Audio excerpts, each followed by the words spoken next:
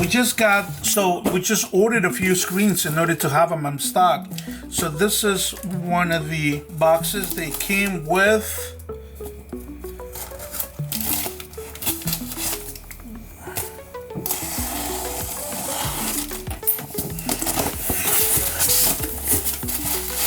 So we got 1, 2, 3.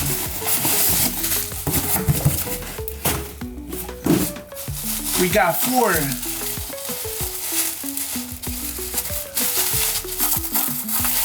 We ordered 4 MacBook Pros M1 screen space gray.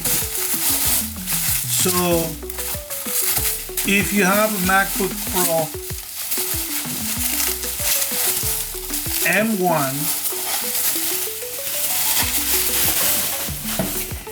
do you need a screen? They are pre-owned ones, but this is the originals. And this is actually better than buying on aftermarket, which is, it's not a true tone. They're not well made. We just got a customer with a 2017. They changed their screen somewhere else and they can't buy because the screen stopped displaying image. So we just did a data recovery. But I prefer to use sometime pre-owned LCDs because I know the quality of those are better. You need a screen, you know where to come. Mac and PC Watches, we got you covered. So we got